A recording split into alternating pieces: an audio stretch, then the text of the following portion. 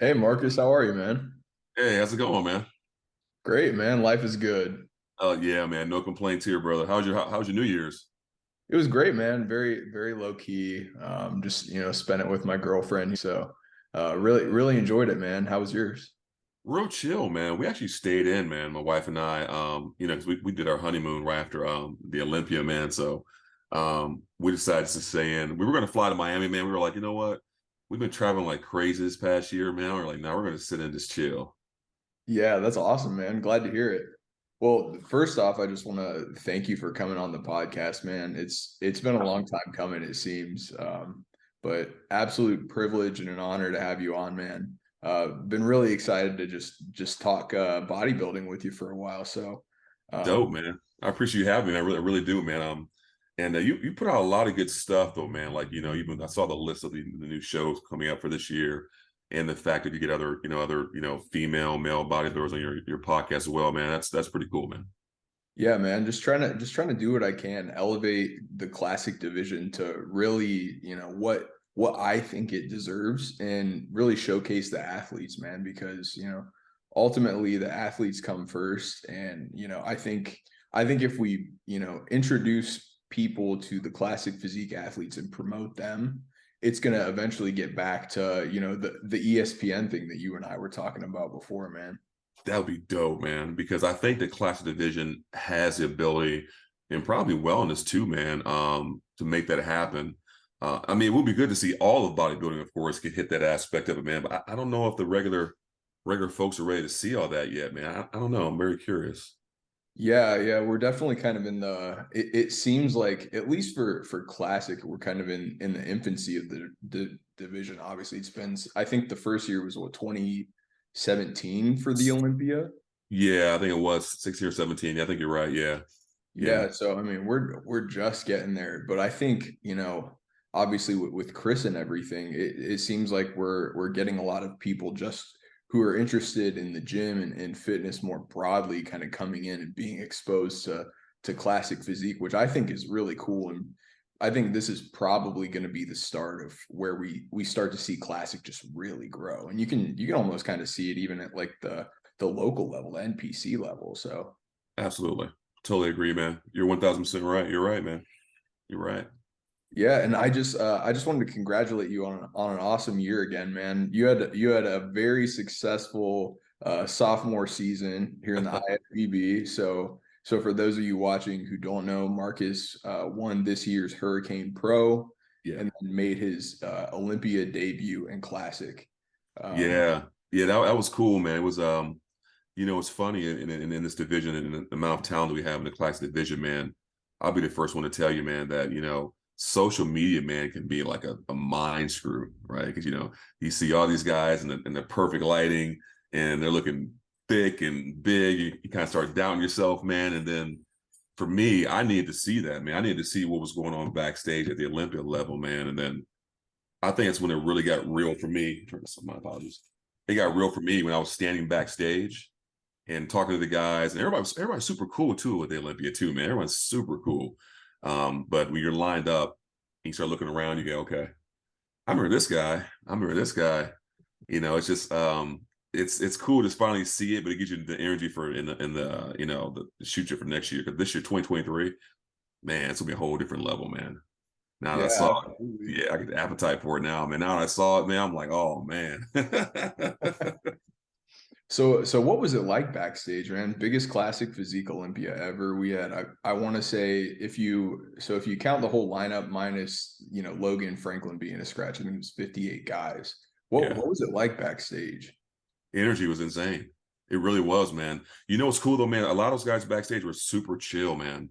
I mean, you had a couple that were, kind of doing the most, man, walking around the shades and stuff, man, feeling through Hollywood. I thought, hey, man, do your thing, man. But other than that, man, it was like the energy was so live. Like we were in line up, man, dapping up and just giving each other, good shout outs and just, it was really cool to see, man. I mean, for me, I really need to see that personally because you see guys, that compete all year long and they look really sweet on stage and really kicking butt out there. And it's like, you start kind of, I'll be honest with you, you start kind of doubting yourself a little bit. Like, can I stand up to these guys? Am I worthy to even be here? And then once I got lined up, man, I was like, damn right, I deserve to be here. So there's some hiccups I had, during the process, like trying to make weight and so forth. And I guess this past year, the weigh-ins were a little different. I flew in Wednesday. I had to weigh in Wednesday night, man. And that was a nightmare trying to make weight, man. Basically just sitting in a sauna, man, fully clothed, trying to make weight, man. So I was beat up, man. So, but lesson learned. Next year, this coming year, I will be in Orlando, man, 3 days ahead of time, man. So lesson learned. So I'm guessing maybe holding some water from the flight, was that? Dude, I was literally 9 pounds over. Oh my Just my God. body, it was terrible. My body just wouldn't budge, man. I mean, I tried, a little Corp, a little Diazide, nothing was budging, man. And then the last minute, I barely made weight. I was just depleted, man. I was probably 80% as far as Olympia stage. I wasn't nearly as crisp as I was for Hurricane. I was bigger, but I wasn't. My glutes weren't popping like they should be, and so forth. I understand, I get it, but again, I'm just blessed to be able to be on that stage, man. I got to see what it was like backstage and the camaraderie, and then see for myself that, okay, I can definitely be a top guy here 2023, hands down, man. Just gotta just buckle down and just do the work. Yeah, that's awesome, man. Yeah, you spoke to it, and kind of the, not necessarily imposter syndrome, but just kind of just wondering if you truly belong, having not been there before. It's like, it's so real for people who have not been on a competitive stage. It's really hard to know how you stack up against guys until you see the actual stage footage, because like, I'll tell you Yes, what, man, the last show I did, I had the exact same thing running through my head. I'm like looking at these other guys. I'm like, damn, they look good. Like, I don't know if I'm gonna even like, place here. And then like all these guys are like looking at me. They're like, bro, you look so good. And exactly. it's so weird. But I think that also just kind of speaks to probably like your humility. Like you're a very like grounded individual who Very. is very confident. But you're like, I know who my competition is. Yeah. Yeah, yeah. And for myself, I'm my biggest competition, man, by far, man, because I have a bad habit, man, of like butchering my prep. I'll be honest with you, man. Sometimes, man, 'cause my wife's my coach and she's freaking awesome, Right. but I'm the worst at myself. And 3 weeks out, I'm like, oh, I'm really hungry. Let me, this little cookie won't hurt, or a little bit of ice cream. That'll never happen again, man. Going forward, man. Never, man. Because just that kick in the butt from the Olympia, man, was all I needed. It really was, man. But it was just, man, I wish I got more footage, man, backstage, man. Everyone was so cool, man. Like, you didn't see a lot of egos back there. If there were egos back there, you really didn't see it. Didn't really, show it too much. Everyone was really kind of just giving each other some dap, man. Just go out there and just have fun. Yeah, that's kind of what it looked like, because I caught some of the footage. There's like I want to say like a 25-minute video Mhm. that they just put up on YouTube. It's like from NPC News Online, of just the classic guys pumping up. So you got to see a little bit of it, but Yeah. guys are they're locked in, like not even acknowledging the camera. And then I saw some of the photos that you were speaking about earlier. I think Gilco took them, but it was like I Yep. saw like you and Tyler Johnson specifically Yep. like got photos together, and those are really sweet photos. So Yeah. Tyler tagged me in those too, man. Those are awesome. I mean, it showed you exactly what we were doing. The whole lineup, when we were all back just having a good time, man. Just feeling privileged to be there, man, because it's just the energy back there, man, just so like powerful, man. It's just man, it's hard to really explain. I just wish they would have done more footage, us just kind of clowning backstage, man. But I'm looking forward for 2023, man, and super excited they got rid of that point system too, man. To kind of help, eliminate some of the extra weight there too. yeah, taking away three, so that would be three qualifiers, and then on top of it, it's so hard to know, just because they just put the schedule out a week ago. And Yeah, for anyone watching who hasn't seen the latest update, you can catch that on Instagram, or you can go to the IFBB Pro website. But they just dropped the classic physique schedule, and it's really hard to know if we're going to be getting more shows in addition to right. what's already out there, because like I want to say, before the Olympia, we got 33 shows lined up that are qualifiers. And then That there's, sounds about right. I think there's maybe like 13, 12 or 13 that are after the Olympia, which would be qualifiers for the following year. Yeah, But yeah. I mean, it's so hard to know like just how many guys we're gonna have because there are shows on there like that we have every single year, like Savannah and Atlanta Hurricane. specifically. Those are some of the shows where I'm like, well, are we gonna get those? Are we not gonna get them? So it's so hard to know if we're gonna have another 50 guy Olympia or if we're gonna have like a little bit smaller like 35 or 40. But Man, that would be amazing. They can do 35, 40, man, because that's just too many guys, man. And in the way that classic division is keeps growing, it's going to get bigger and bigger, man. So at some point, you would think they're going to have some type of like, elimination round before the Olympia or something like that, because I think all you need is 25, 30 guys max. How can you truly judge almost 60 guys on one stage, man? It's just too much. yeah, so what were your thoughts on that? Because I mean they had so many different call outs. I think there was probably, I mean, if you do Oh, the math, five. 58 divided by 6 or 7, you got probably like eight call outs, I think we had. It So was a ton, man. do you think it was just a lot of just, initial looks like, or just because I'll be honest, I think the vast majority of the guys who place, because only 15 guys place, of course, the vast majority are guys who have been there before. I don't think any guy who was an Olympia rookie made it into the top 15. I think you're right.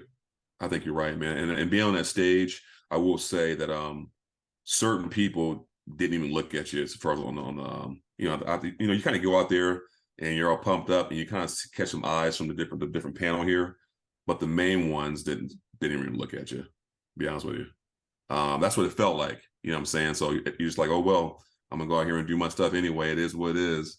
But I think that some of the folks at place, I was a little shocked. I mean, I'd say he looked really good and just kind of shocked to give him some light, man. It's Gabriel. I thought Gabriel should have been probably somewhere in the top 10, honestly, man, in my opinion. So I don't know. It gets kind of frustrating sometimes, man. You read about the classic divisions criteria, and our criteria doesn't it shouldn't be about who has the most striated glutes, right? And who has the most walnut glutes. It should be about a good balance, symmetry, small waist, small joints, and just kind of just flows. But it seems like a lot of times we kind of get away from that look, and it kind of goes off, And I'm just this is my opinion. It can go off names a lot of times and things like that though too. So I just wish that at some point, man, that we just go off the criteria, and just go from that. I gotta be careful what I say. I'm not trying to sound bitter or anything like that. It's not at all, man. I just want this to be more of a kind of a more of an equal playing field, you know what I'm saying, across the board. And I think that some of the guys that placed probably shouldn't have placed as high as they did, but a lot of these guys have been competing all year long. So, powers that be, right, recognize their face, recognize their name. Maybe that's something to do with it, man. But man, I thought Gabriel should have placed much higher. I do like the other guy who was a classy. Fabian.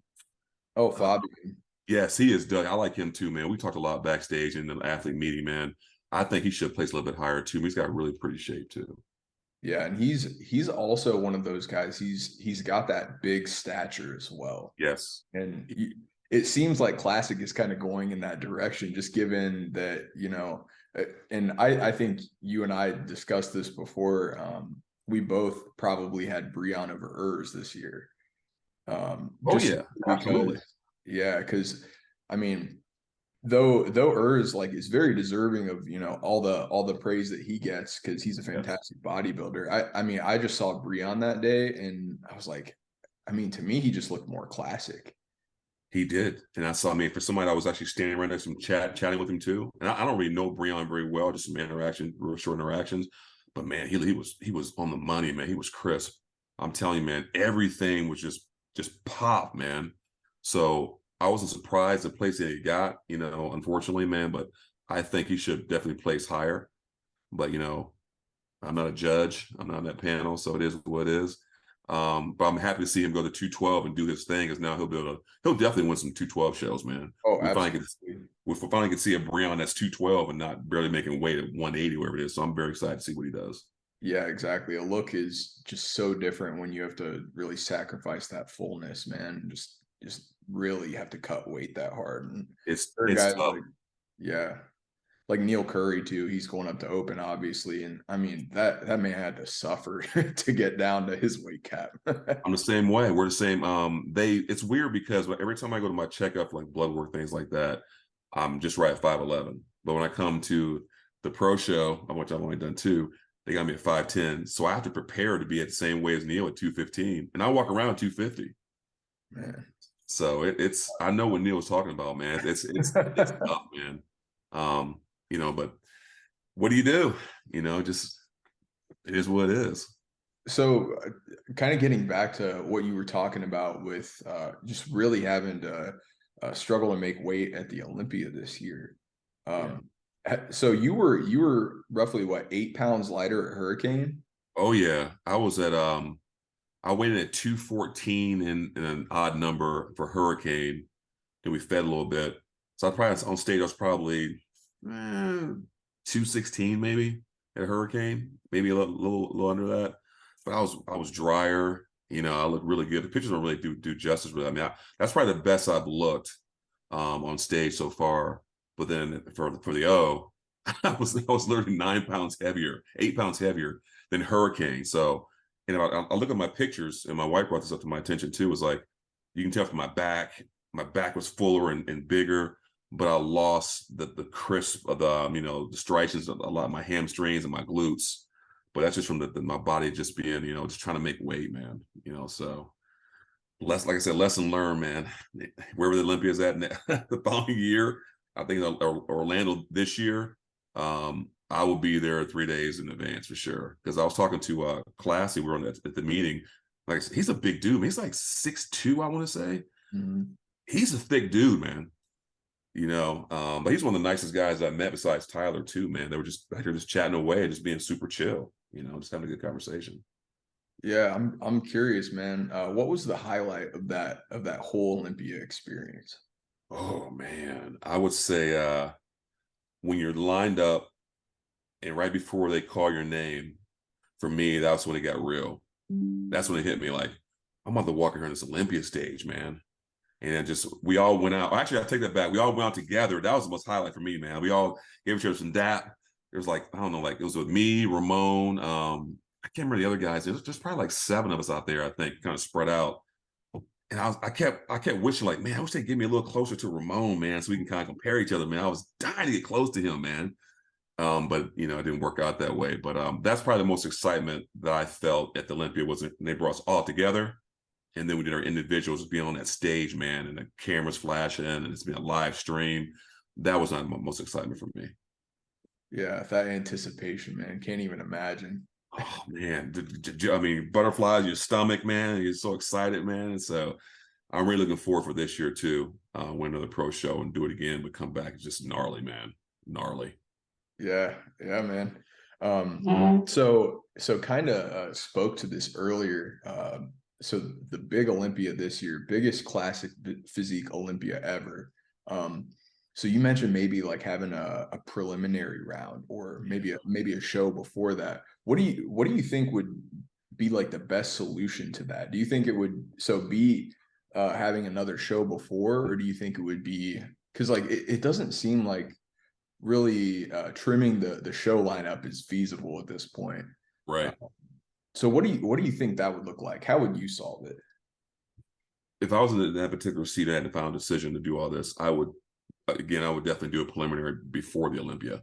If you got like say 63 guys this year or 50, whatever it may be, do a preliminary before the Olympia. Only the top 20 guys get to go. And that's just the way it is. Because if they don't, we're gonna end up like Bikini Man with just like 70 people on the stage the ongoing years. And it's not conducive, man. It's not gonna work. Everyone needs to get looked at fairly. And I mean, being a judge, I mean, think about it, man. That's a lot, man.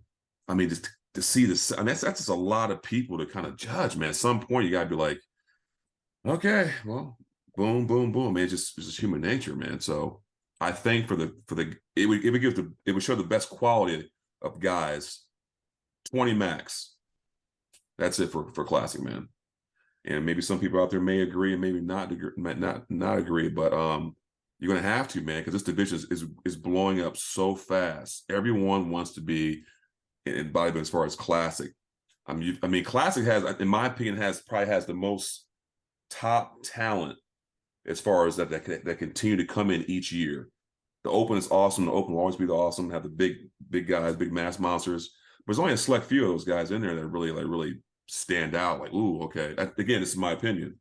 Unfortunately, we don't have, there's the Sean Rodens and the Cedrics anymore with that nice, pretty shape. I mean, like that. It's just not a lot of guys like that in the Open right now. There's some potential there, but there's not a lot of guys that pop like those two did, man. It's just not there. So Yeah. that's unfortunate. So with that, with the preliminary show, would you have a bigger show that narrows down to that 20? Or how would you go about picking who gets in that preliminary? Maybe I don't know. Would you have like almost like they had the tier systems where they had the points, so like if you win the bigger show you get a bye to the Olympia, or in like the guys who win the smaller shows maybe go to the preliminary? Like what do you think there? I think you probably just figured it out. Yeah, that's a hell of an idea, man. Like top tier shows like Tampa and so forth, man. That's an automatic Olympia, and then the lower tier shows have a preliminary. That's actually a really good idea. Yeah. I mean, I think it's a really good idea. Right before the Olympia. That's a really good idea, man. At some point, they're going to have to do something, because just waiting until 2025 or whatever, man. It's just too many guys on stage, man. It's just way too many. I mean, everyone wants to see classic, which is awesome, man. But you got to trim it down. You got to trim it down at some point. You have to. Yeah, and just judging guys based on their quarter turns. I mean, I know they're gonna run you guys through, the mandatories as well, but it's like one look through those poses and really not getting a lot of shifting and comparisons of everybody. It's really hard to justify that and say that everybody's gotten their fair look, in my I opinion. agree, because I think, and Todd and I talk about this too, and a few other guys backstage. I sense that we kind of got passive a bit, because once you start, bumping elbows, usually they kind of break you up, right? Yeah. Spread out guys. We didn't get any of that. If you watch the video, man, we were bumping elbows and stuff, man. They were like, court turn right. They just kept going and get off the stage, So, but I understand it's a lot of guys want to get through it. It's the first time they've ever seen this amount of people on the Olympia stage in classic. So I get it. So it's a tough job being a judge. So I'm hoping this year, man, that it's gonna be much different. I think, man. So Yeah. it's gonna be much different. And I think you're right. I think it is going to be much different. And here's why. I think a lot of people, I don't know, it seems like a mixed bag in opinions of whether or not taking away the point system is going to have much of an effect or not. I mean, yeah, it takes away what, 3 people from the Olympia, but Exactly. I truly believe that the biggest impact that it's going to have is so basically, since points aren't going to count for anything at this point, there are no points, there are technically no tiers to shows. So like, for example, winning the Arnold Classic is the exact same thing as winning the Atlantic Coast Pro when it comes to getting your ticket punched to the Olympia.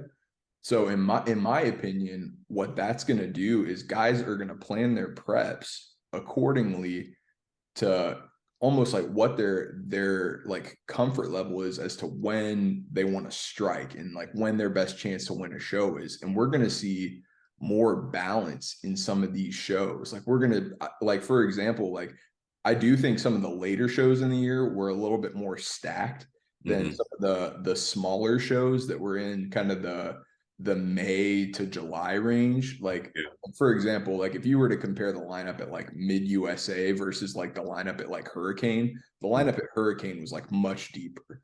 Just because guys, this is on the back end, guys are trying to get their Olympia qualification. But I think what we're going to see is we're going to see a lot deeper lineups in some of those shows because points don't matter anymore. Yep. I totally agree with that, man, because I was looking at doing Tampa. I like doing later shows, man, because I like to have a nice break, man. I think Tampa's going to be real deep, man. I really do, man, because people say that mindset, that the fact that it's still a top tier show, even though it doesn't quite matter anymore. But it's the fact that it's Tampa, man. I think that Tampa's gonna be a really big show. Um, and I'm curious about New York, how that's gonna go too, man. Like I need to back up for a second. I don't know how some of these guys just continue, man, like right after Olympia and go right to the Arnold and then do another show. That's when do they give their bodies a break, man? Like that's and speaking of break, I think that not having a point system health wise could be good for a lot of these guys. If you look at the fact that they're not dieting all year long, trying to accumulate points too. So I just thought about that as well. So health wise, it could help a bit too. But I would not want to diet all year long, man. It's not something I want to do.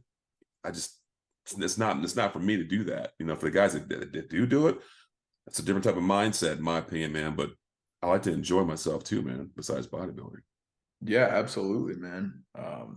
Because yeah, you think about some of these guys, like, so a couple of guys that come to mind, you got Urs, who I know last year what he did was he did the Olympia, and then he did the Arnold, Yeah. he did Boston, he did Kuwait. So I mean, he basically in between the Olympia and the Arnold, I mean, you could maybe reverse diet out of that for what, I don't know, like 8 to 10 weeks, and then you're back on it. Back on, man. I mean, we're 9 weeks away from Arnold now. Yeah, exactly. And then back into a couple more shows, and then you've got like, because I mean, eventually Urs did qualify by winning Boston. So after Kuwait, I want to say Kuwait was maybe in like, I think it was late April, maybe. But, okay, April. Okay. So he had like, I think if you trace the Olympia to December, he had a good probably 4 months before before that, in between the Kuwait win and like having to actually start Olympia prep. But I mean, you could tell he was just shredded year round. That's got to take a toll on the body. And yeah, man, it's just not something I want to do. I mean, I love bodybuilding and love competing, but I have other passions as well too, man. From real estate to Bitcoin to travel, my wife, things like that, man. And we always prep together too, man, which is pretty cool because it keeps you both like in sync and to our goals. And if I'm slacking one day, she'll say, "Hey, get on it." You know what I'm saying? So this year, 2023, she's taking a break. So I'm gonna be the only one prepping this year, which would be kind of different. So that's too much. In my opinion, man, dieting all year long. What's the other guy's name that was doing a bunch of shows? He was real. What's his name? Anthony Barbera. He was doing Anthony too. Yeah, Anthony did. That's right. Anthony did too. Yeah, he was dying all year long. And then the other guy that's kind of like he gets real shredded. Doesn't really have I don't know. His look is different. That's it. Yeah. Oh man. Conditioning. Crazy conditioning. And I think that's what really propels him to get the places that he does, because he gets so peeled. Mm-hmm. Because let's just face it, man, at the end of the day, man, there are other guys out there who have much prettier shape, but his conditioning is so off the charts, man, that it's hard to deny that. Yeah, absolutely. So you kind of talked about it on the same topic of conditioning. And I think we've discussed this before. Classic today is very different than classic of like when I think classic, I think like Lee Haney, yes, Brada, yes, Arnold Schwarzenegger, the like the golden era of bodybuilding. So just to enlighten people a little bit, what do you think? What are some of the differences that you see between what was valued maybe in the golden era, what was deemed classic in the golden era, versus what is classic now? That's a loaded one, man. So, oh wow, I think, and some people may agree, man. This is just my personal opinion. I think that if we didn't have social media, all the glam and so forth, I don't know if we would see a lot of what we see now as far as on social media. I mean, as far as how people look. Because right now, because back in the day when I was a kid, man, the only way you could see someone was through a magazine, right? Bodybuilding magazines, you kind of peek at things like that. But these days, everything's on social media. I think that we've kind of strayed away a bit from what's classic and what's conditioning. Because for example, not to jump on Michael, but he's got crazy conditioning, but is it really needed for Classic to be that shredded? You know what I'm saying? That's just, again, this is just my personal opinion. I think he would do just as well not being so peeled and put some more size on his frame a bit in other areas. I just don't think Classic should be about just conditioning only, like he has the most striated glutes, or this person that has the most conditioning. I just don't think that. I think we've kind of strayed away from that golden era a bit. I think guys like Terrence, like Ruffy, pretty shape. Obviously, CBum he's a big dude, man. He's killing it out there, and I don't think anyone's gonna beat CBum anytime soon. He's just a big bodybuilder, man, that fits in the Classic realm right now, man. And his conditioning is just unbelievable. You can't take anything from CBum, period. There's no one out there that even built like CBum right now. He's got the big joints. He's a big guy in general. And I remember seeing him back in North Americans, man, when he turned pro. I was like, there's something special about this dude. And nobody was really paying attention to him. And then he kept grinding, man, and blew up. But to answer your question, the backtrack, I think if we were to get back to that look, it would be a little bit different. It would be much different. Yeah, much different, man. But it's not going to happen because, like the judges say, they have to judge what's in front of them. And they have the same issue in the women's physique. Women's physique, in my opinion, is getting a little much. Back when was it Danny Reardon? Remember her? The women's physique. She was short, blonde. Danny Reardon, and I can't remember the other girl's name. Anyway, long story short, I know some girlfriends that like the women's physique division, but they don't want that full look of women's physique, right? Because women's physique is supposed to be more like like a figure blend with a little bit of muscle on there, but now they've gotten big, like small bodybuilders, like small women's bodybuilding. Yeah, they have, man. And I don't think unless they change that, we'll stop rewarding certain looks, they're gonna have a hard time for the younger crowd to even want to entertain coming to that division. So they gotta be careful with that, man. But again, that's just my opinion. But I would love to see things get back, man, to the old school bodybuilding era, man. That just right look without the overkill, and people's health being jeopardized. Yeah. So basically what I'm hearing is maybe more of an emphasis on aesthetics and shape and size, and not necessarily entirely on conditioning. Because I did notice something too with the Olympia is all of those top guys are just, their conditioning is just absolutely next level. And I mean, you did see probably more so than someone who was not backstage, but like just how much of a difference it makes when your conditioning is off by a little bit. That's the difference in Terrence being second in the world down to sixth this year. Because I mean, his conditioning, it's not like he was out of shape by any means, but I mean, we just saw a little bit less sharpness than we typically see from him, because he's usually just absolutely on point, 100%. And this year, just a little bit of just looked a touch softer than usual. But yeah, the conditioning emphasis is definitely there. But the focus on aesthetics, it sounds like, is the goal. Yeah, I think, again, I think it's my that's where I like to see more aesthetic judging, really, because at the end of the day, man, conditioning, a lot of us can fix conditioning, but you can't really fix your aesthetics, man. I mean, you have what you have, and again, for the guys that get super peeled, I'm not gonna kid you, man, it's mind blowing to even see it up close. Like, you see CBum like standing there, it's like he just walks and his glutes are just like popping. It's bizarre, man. It's like, wow. So for somebody like him, I mean, it is what it is. I will say though, I think that I see a lot of a lot of marketing and so forth for Ramon. Massive arms, man, forearms. I mean, I stood right next to him, man. He's got thick joints, but I don't see him beating CBum anytime soon, man. Not yet, until CBum just comes off at some point, but I don't see it yet, man. Super nice guy backstage too. For the limited English he has, he seems real chill, man. But how they compare these two together like that, it's not a comparison yet. CBum just blows him out the water, especially from the back. You Yeah, know, so, I mean, absolutely. Much there. I think the biggest difference with Ramon is I do think his back came up, but yeah.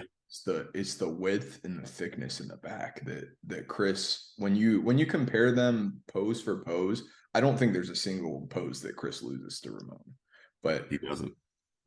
like the only thing that Ramon probably has on him is the arms. Everything else, it's like Chris is either slightly better or, like you were saying, in the back, he's much better. So Oh yeah. that's just showing how much further ahead Chris is than everybody else. Is like the second I think this year it was kind of interesting to me. I didn't really think it was going to be as big of a landslide victory as it was. I thought, somebody would come in and at least push Chris a little bit, but No, there's nobody right now in class that can really push him right now. He's just yeah. he's a unicorn, man. I mean, he's a big dude. He's thick. I did hear the what's that black guy's name that out of Texas? He's trying to make a comeback. He was Is it Robert Timms? that's it, real massive upper body dude. Huge, man. You know what's crazy though, man, is that he's got crazy genetics, man. But I think he'd be better off in the open, man. I think that you let that guy grow into the open for about a good 2 years, man. He could shake some things up in the open if he were to grow into the open. But for classic, I don't see him really. I don't think he really flows in classic. Again, that's just my opinion. Nothing all against him, man. I mean, because the guy is huge, man. I saw him at the last year we were in Orlando, I think it was, and yeah, I know he didn't place very well, but he just looked like a Thor up there. I mean, everyone else is like this, and he just like boom. Yeah. He just looked bizarre, So I think that I don't know how it's going to go for him this year. He may win a pro show, I'm sure, but on Olympia stage, man, in classic, his talents, man, are definitely better off, man, growing to the open, man. That dude could shake some stuff up in the open the next few years. Yeah, absolutely, man.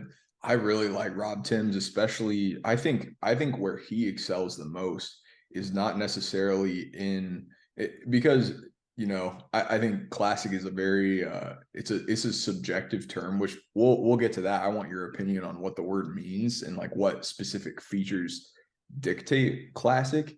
But I think where he really excels is when you put him next to people. Mm-hmm. That's what really makes him stand out, because I remember watching him at the 2021 Texas Pro, With where Logan, I thought Logan was going to just walk away with it, and then Rob Timms just comes out of nowhere, and you put them next to each other, and it's hard to not pick that, because at the end of the day, while classic is the category, and we have our ideals of what classic is, it's like it's still a bodybuilding show to a point. So it's like, okay, well, how do I weigh the aesthetics versus the conditioning and the size? Like what is that perfect balance? And man, it was just when I saw Rob Timms at that show, I was like, damn, this dude is this dude is the real deal. And I yeah, think he finished in I want to say he was in the top 10 last year. So it's not like he is necessarily on the wrong track. So I mean, as long as he's making weight, he could still definitely make waves in classic. But yeah, I mean, I agree with you completely, man. He's definitely got the genetics for open bodybuilding.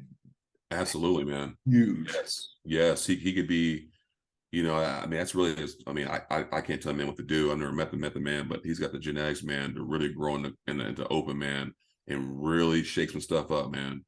I mean, hands down. I mean, that's what I would be looking at to do. But I don't see him touching Chris. I just don't. I don't really see it as far as if you're looking at classic.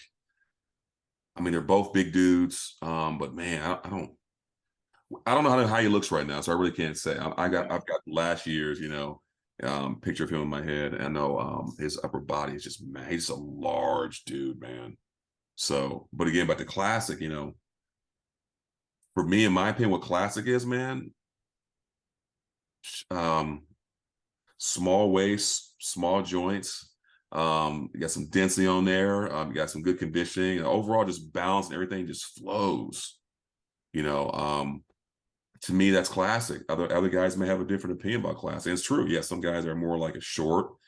Some guys are more like my height. But man, I think that the guys that do really well in classic are typically, against my opinion, are around 5'9", 5'10". They do really well because they're able to pack on a little bit more size than the guys who are like, 5'7" and so forth. Like Terrence, for example, phenomenal poser, phenomenal bodybuilder. To me, still number 2 in the world, but he really can't pack any more size onto his frame with that weight cap. What you see at Terrence right now is pretty much that's it. So being limited, having that type of structure, it can be a little challenging, and challenging for us too, because we got a cutoff too, being a little taller. So it's tough, man. Yeah, it's a tough one, man. I just hope they just judge classic how it should be judged. And I think the guys are just off the top of my head, I think Billy does a great job. He's a judge. I wish Sandy would judge classic. I mean, that'd be awesome. Yeah. Tyler has a great perspective on classic, man. Becky Clausen's very good too, man. That those fresher eyes, I think, have the ability, I think, to really see classic for what it is, in my opinion. So classic to Marcus Perry is small waist, yeah, flow, yes, lines, balance, yes, symmetry, proportion. yes. That's what we're looking for. That's what I'm looking for. Yep. Yeah. That's my opinion of classic, 100%. And some guys that are not built that way may look at things differently, and that's completely fine. Yeah. This is an interesting conversation because this were in the chat and the comments. I'm sure we see different replies and so forth, man. But that's one thing about me. I never get involved in those comments, man, because some of those people out there are just looking just to pounce on you, man. Yeah. So going back and forth, bickering and all that stuff, man, it's not my thing, man. Yeah, absolutely. So kind of wanted to get your take on the whole height and weight situation, especially because so you were there at weigh-ins, and we had an interesting situation go down where Ramon, who is number 2 in the world right now, I was there before the Olympia, was top 5 in the world, second place Arnold Classic, still one of the biggest bodybuilders in the world. Absolutely. Anticipation. And Ramon missed weight initially. And so this is the story. I obviously was not there. I'm just curious, were you there and did you catch any of this? Yeah, so I walked out the first time he got on the scale. I walked out. So that's all that I know from it. So I can't really dive into what I saw. But I saw him get on the scale. I didn't think anything of it, and I walked out. And then I was talking to my wife, we were outside, and I heard people chattering and so forth. And later on, I heard that he missed his weight cap, then came back and he made weight. At the end of the day, man, it's very unlikely they're going to really. I would think they would deny someone like that. I just don't really see them doing that, man. Yeah. It's so tough because, man, I would love to be in the room while that happens, especially for a process that it seems like it should be standardized. I think it should be open to the media, and it shouldn't be this cryptic thing where it's like, oh, this guy missed weight and magically he made weight. And I'm not insinuating anything, but sure, it's really hard for anyone to know whether or not this is the IFBB giving him a gift, or if this is actually what people. And I generally take people at their word. It seems like what happened, according to Chris Aceto and people who were kind of on the inside, was that Ramon usually is measured at 5'11", but measured in at 5'10". And so when they measured him at 5'10", he was 4 pounds overweight, but he would have been under had he been 5'11", which is typically what he's measured at. So being that he was, he didn't have the proper height to aim for, he was overweight and had to have, there was a guy walking around apparently who was offering to stretch people. Like, this is just something that the guy does. And he stretched Ramon out. Ramon got back on the scale after being heighted in at 5'11", made weight. So, I mean, to me, this just seems like a crazy process that needs to be standardized. Like, what is all this nonsense about being different heights and having to guess what your height is every single time? Like, What do you think is the solution to this? Do you think we should have a standardized process where guys get their height put on their IFBB Pro card so they In a don't have year. to do this every Yep. time? Absolutely. Absolutely. It should be your based on your your first pro show. I mean how you what your height is, rest of the year. That should be it. Um, but I don't know if they're gonna do that or not. Who knows? I will say they did a fantastic job as far as in our old meeting, man, because they made sure that no one had socks on. You Mhm. still on that height thing, barefoot in your your trunks or underwear, and everything's recorded too. So they Mm. were on top of it, man. Like other shows, I've always heard rumors of people like trying to put things in their socks. And they made it very clear that, oh man, you barefoot, stay up here in your drawers, man. It is what it is. And there was like at least 5 or 6 different people watching everything too, man. Like, so it'd be pretty tough to slide anything by them, man. I mean, it was recorded. So I don't know what Ramon did, what happened. Maybe the stretch thing worked. I don't know. Like I said, I walked out, but dude, they had it on lock when it came to the weight and height. Yeah, and I think really there was no ill will at all by the IFBB. I truly think it was he just was hiding in wrong, and It probably eventually was. they got the height right. But I mean, could you just tell the people watching how much it matters to know what weight you have to be going into a prep? Like, just tell Mhm. people how important this is. Yeah. So I mean, for example, like again, when I go to the doctor's office, I'm right at 5'11". When I weigh in for a pro show, they got me at 5'10". They say you shrink a little bit during prep. Is it true? I guess so. But if you're off at 215, you have to be 5'10". I believe it's 215. 5'11" gives you more weight. For example, I think Urs is like five. Urs is 5'11", right? I believe so. Yeah, so I think he's at what 220, I believe, for his weight cap. That's a big difference, man, from 215. I mean, 5 pounds, man. People don't realize that. 5 pounds is a big difference. You don't make your weight, and you're going to disqualified. I believe there was a guy in the beginning of the year, was it Horse MD or something like that? Remember that guy from he Yeah, was yeah, horse, yeah. yeah, he didn't make weight out there in his show and Mhm. tried to do some, they had cameras on him. He's trying to do some shady stuff and they disqualified him. So you I prepare for the worst, right? So I know what my real height is, but I prepare as if they're going to weigh me at 5'10", which means my weight cap is 215. I prepare for the worst, just in case. And that's the way you should do it. So I'm curious. So you turned pro in 2018 at Yes. North Americans, right? Yep. As a North Americans. light heavyweight, or no, Heavyweight. heavyweight. Yeah, that was a fun job. Yeah, yeah. So I'm curious, what kind of drew you to classic from just regular open bodybuilding? I knew I wanted to go into class. I wanted to win my pro card in the open, but I knew I was going to classic. I had no desire, man, to be 270 pounds, man, 280 pounds, and try to get that way. It's not my cup of tea. I don't like being heavy. I'm working on trimming this weight off now. Weight off now from this honeymoon trip, man, all inclusive, man. So classic is more my build and more it's how I'm built, man. I have a smaller waist, small joints. I'm just built for the classic division. I'm not built to be a mass. I don't want to be a mass monster big guy. That's just not me. Mhm. So I like the prettier look, man. Labrada and you know, just so many guys back in the '80s, man, like Lee Haney and so forth. Sean Ray had a very pretty shape. Flex Wheeler. I like those type of shape, but in a smaller frame. Yeah, So absolutely.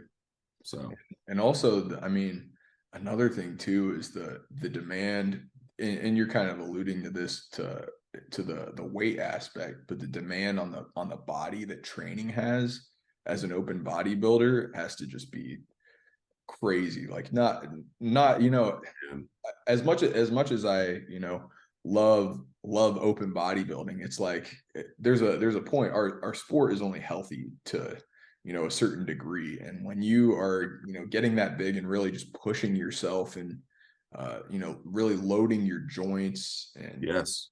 putting your nervous system under that much stress and just constantly redlining, it's not necessarily the best for your body.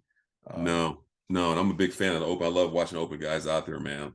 But I wouldn't want a person to look like one of those guys, but I love watching the open guys. It's just like you got to. I'm just amazed because once you see them, I'm sure you have in many shows, to be that big and so lean, it's just mind blowing, man. When you see it, like I don't think for the folks who've never really watched a true pro bodybuilding show, they see a lot online and pictures, things like that. And I see some of the comments like, well, he didn't have striatic glutes, or he's missing this and missing that.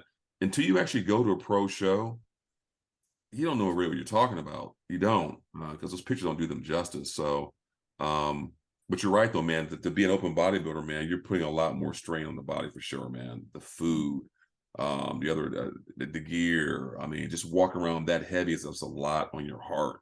It's just so much, man. I mean, 300 pounds, man. That's a lot on the body, man. It's just not my cup of tea, man. Yeah. So I'm curious.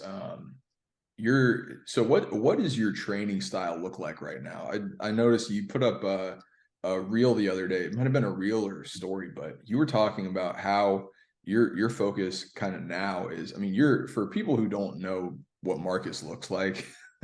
Marcus is a huge dude. he said he's like 250, regularly walking around, competes at about 215. But Marcus is a big dude.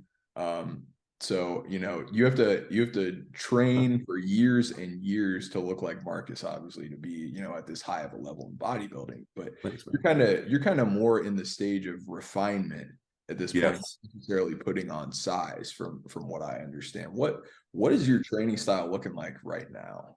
Yeah, so right now I'm a big fan of volume training right now, man, because right now I have the density and I have the size to compete, in at the O or in any pro show. But I got that size from early on powerlifting. We were powerlifting, man, for years. I mean, God, man, we powerlifted, man, for a little over, oh man, over 6.5 years, man, just straight powerlifting, and then implementing some bodybuilding movements, things like that. I think that to really get true density, man, you have to load your body with heavy load, heavy deadlift, heavy rack pulls, and things like that. And you'll notice a lot of times in a lineup, man, especially from the back double, a lot of guys may appear wide, but they don't have any density back there. It's not pulling any heavy weight. So for me, since I still have that density from powerlifting, for me, I'm just trying to define the muscle, make everything pop, and just give that appearance of being bigger than what I am. Because at 215, you think, man, that's small 215. But you look at us on stage and we open up, man, and you think, oh my God, a guy looks like he's about 225, 230, because we get that illusion of being, having a smaller weight, giving that illusion of being bigger than what we are. So volume train for me, man. We train a lot of kinetic, man, kinetic bands and so forth, chains, but I don't lift heavy like I used to anymore because one, I have a weight cap, and two, I don't really need to train heavy like that anymore. More longevity. Yeah. I noticed so one of your sponsors, so the band bell. Yeah, band bell, yeah. So talk a little bit about that. Tell the people what kind of what the benefits of training with a bar like that are. Yeah, so band bell, we've been training with band bell bars for over 8 years now. I have not touched a steel bar for like squats or chest or shoulders in over 8 years, or since band bell, since Jim Sykes created the bars. So there's two different type of bars. There's a Rhino Flex bar, which basically replaces a steel bar. And what the Rhino Flex bar does is that, obviously you still load with regular plates, but what the bar does, it actually flexes with you as the heavier you get with the load. So if you're squatting and so forth, the bar works with you and not against you, opposed to steel.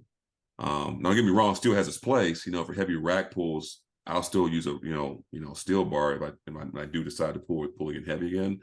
But for me, it's more about longevity. And these bars are all over the country, man, from all over the country, the U.S. to Spain, everywhere. Westside Barbell, we all train with these bars, man, because it keeps your joints together, and it's just very joint friendly. And I learned over the years, man, that steel is very linear in nature, man. That what happens when a guy gets on the bench press, they do this with a steel bar. He sees every time in the gym. and doing this, man. It's just discomfort. And you don't get that using the barbell bars, man. It works with you opposed to against you. Yeah, and you bring up something that's really interesting. Kind of this phenomenon that has come with the introduction of social media and YouTube and everything. And Hmm. you see a lot of people trying to manipulate the strength curve. Yeah. And basically what I'm getting here is you've been training like this for years now, and like it seems like a lot of people are finally realizing, oh, like you can really manipulate like where the heaviest part of the load is. So like the band bell Yes. basically is it's you're putting the load in the place where it is easiest for you to lift it. So you're basically loading the muscle in the position that you are strongest, which is going to be more beneficial to you in terms of like a training stimulus and also from a longevity standpoint. Is that right? Yeah, absolutely. And the great thing about these bars is the fact of I can put the position of plates, the 45s, anywhere I want the bar, because the bar has like what's called like lines in different parts of the bar. So for 3 weeks, I may train with the 45 on the tip of the bar, which gives you a totally different kinetic bounce. And I may shift it to the middle and to the inside. So to your point, I can train and load a particular muscle how I want it, opposed to a steel bar. 225 is 225 no matter what you do with it. It's not going to change. But with these bars, you have the flexibility to position the load how you want to. Whether it's from the top to the low. We changed up at least every 4 weeks, man, to give our shock our body with the new stimulus and so forth, the way we train. Mhm. And even Squat University, he's got millions of followers. Dr. Aaron, he always has the bars on Squat University from the what's the strongest man? Julius Maxis, I think, something like that. He's one of the strongest men in the world. He trains with the same bars that we train with, man. So it's about longevity. This whole old school mindset where you need steel to grow, you need steel to grow. Your muscles have no idea. Your muscles working off stimulus, so that type of concept is old and thrown out the door. Yeah, you bring up a great point, man. I saw something from a hypertrophy coach Mm-hmm. about Yep. yesterday, who, for those of you watching who don't know, uh Joe, his name's, I forget his last name, but Joe hypertrophy coach is Terrence Ruffin's trainer Yep. and provides a lot of just really top-notch content. And he was talking about Dorian Yates and kind of dispelling this notion that you have to train with like a barbell all the time, or that you just have to absolutely use crazy amounts of volume to get stimulus and everything. And he was talking, kind of reinforcing your point, is as long as the intensity is there Mm-hmm. and you are putting a stimulus on your body, it doesn't necessarily have to be, one of the big lifts. Like it doesn't have to be a bench press. It doesn't have Yep. to be a squat. Like I think from Dorian Yates's training logs, of the 28 exercises that he had, only 10 of them were performed with actual weights and Mm-hmm. 18 were performed with machines. So the Yeah. so almost two-thirds of his exercises were performed with machines, which is, definitely, it kind of goes against the grain, because a lot of people think, oh, Dorian Yates, blood and guts, he's just Right. moving 4 plates on the incline, or like leg pressing, half a ton. I know, man. It's like you don't have to do all that, man. It's like we've got too much good equipment in this day to even train like they did. It's just back then was just a lack of not knowing. They only knew what they knew back then, right? So in this day and age, man, there's just too much information to really. If you're not paying attention, man, then something's wrong. At the end of the day, if you're trying to grow, it's all about keep your intensity high in your training, keep your caloric intake high, and you'll see results if you're consistent with it. That's the thing. Most folks just don't they don't stay consistent. They go on a try for 4 weeks. Oh, it's not working. Or, I'm not gaining weight. Well, you didn't get overweight overnight, so it's going to take time. It just takes. I mean, it's just it takes time. Anything that's worth having, it just takes time. You just got to keep chopping away, man. Mhm. So you allude to consistency and just continued push towards progress. Um, Yeah. so what would you say are some other things that really have attributed to where your physique development is today? So on top of the consistency and obviously the dedication and the years of hard work that you've put in, what are some things that have contributed to that, or maybe lessons that you've even learned along the way? Yeah. Listen to your body 100%. So I turned pro in, was it 18? Yeah, I think it was 18. Was it 19? I forgot, man. I think 18 or 19. I turned pro in North America. Um, my first coach was Matt Porter. Love the Mhm. man. Solid dude, man. Extremely smart. Turned pro with him. We were preparing to do my pro debut that year. Check us out. We were jumping ahead here. I was just, getting in the groove of getting ready to do my first pro debut with Matt Porter. Um, and then ego. I'm in the gym. I'm on like this weird like hack machine. You know that one? It's called it's like a front hat, has a pattern in the front. It's a squat machine. I can't remember. It's like an older machine. Like a V squat. Exactly. And ego, man, loading it up. Had 7 plates each side on there, banging them out, no problem. Put 8 plates each side, banging them out, and I was done. And then my training partner at the time was like, "You got some more in there. Let's go ahead and put 9 plates on there. It's just banging out." That inner voice in your head you hear sometimes that says walk away. It told me to walk away. I didn't walk away. I got underneath that bad boy, man, and I went up, went to come down, pop, pop, pop, and I was out for about 8 months. I had a tendon tear in my patella. So the word to the wise man is just listen to your body. If you hear that inner voice say, walk away from it, walk away. And that's either in the gym or anything personal. The inner voice, man, is so important to listen to that. So luckily for me though, I had already been training, band bell styles with the bands and so forth. So the OSU surgeon said, man, you were truly blessed because you have a small tendon tear to your patella. So usually when this happens, it rolls up the thigh. He Mhm. said, but your tendons are stronger than normal. So we start talking about training and so forth. He's like, yep, I know exactly what you're talking about. Earthquake bar, band bell. So we got these in our at the guys at the OSU where they train at.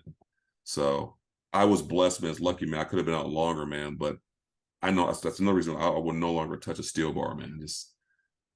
Nah, man. It's too risky, man. When you get done squatting, you feel your knees all achy and so forth, man, and your hips not feeling right. That's your body talking to you, So for all out there listening out there, just listen to your body. If your hips feel stiff or your knees are hurting, man, change to another machine. If you're doing leg extensions and your kneecaps don't feel right, get off of it. It's not really needed. Yeah, absolutely, man. And another thing too that I seem to notice is uh with with everybody seeing the glamour, there's almost intensity has almost been glamorized. I Yeah, think with all these guys. And don't get me wrong, it's so fun to just train hard until absolutely. you just don't have anything left in the tank. And that is ultimately what bodybuilding is about. Yep. I think one thing that I see a lot of people who are just kind of getting into the sport do, and this is something that I had to unlearn, kind of going from a powerlifting background into bodybuilding, was that it's not about necessarily moving the weight. It's about how you move it Absolutely. and controlling it, and that is the biggest thing. Intensity without control is absolutely nothing. Absolutely. Totally agree with that, man. Totally agree. It's even when we do our RDLs, man. I make sure that that hinge movement, I'm actually squeezing my glutes also at the top. I don't see a lot of folks at the gym that do that, maybe because they don't know, or maybe they just do things differently. But when you're coming up on RDL, man, you got to squeeze those glutes together, man, contract those glutes.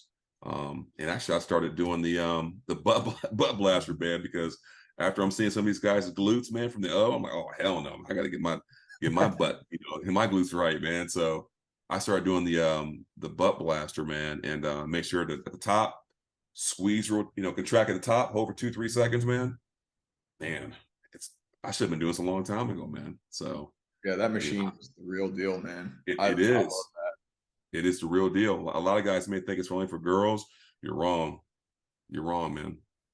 Yeah, this is very true. A lot of you will notice that it seems like a lot of guys. I think a lot of guys at the top level have a control on having big glutes to Mhm. go with the size of their legs. But I noticed kind of probably at the mid to lower tier of the IFBB and also in the amateur ranks, you Yeah. don't see guys with big glutes, big boxed off glutes. Mm-mm. I mean, that's attributed to obviously glute isolation exercises like you're Yes. talking about, but also you can always see a guy who squats deep. The Yeah. guys who Yeah. squat deep always have boxed off glutes. The guys who Yeah. stop at about halfway, they're gonna have big quads, but they're not gonna have those boxy glutes. And I that's agree. another thing too, man. Just squatting with proper technique. It's so hard to just you know uh, underrate the importance of like squatting with proper technique too, because I injured myself squatting with powerlifting, which is Hmm. ultimately one of the reasons why I moved to bodybuilding, is because I was squatting with improper technique, though moving plenty of weight. Right. Right. Injured myself squatting, because I didn't listen. So um Yeah. if you're That's a out very there good. listening, Yeah. make sure. Listen to your body, man. That's a very good point. Dr. Aaron on Squat University, man, he's always, he's a knowledgeable guy, man.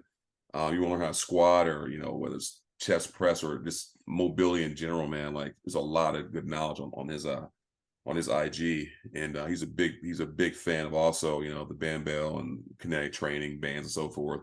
I mean, it works at the end of the day. I guarantee you right now, anyone listening to this podcast right now, I could put 200 pounds on Bam Bell's earthquake bar with the bands, and they'll be smoked after like 15, 20 reps. I guarantee it, man, because most folks do not train their stabilizer muscles and their core is a little weak and they'll be rocked. I guarantee it.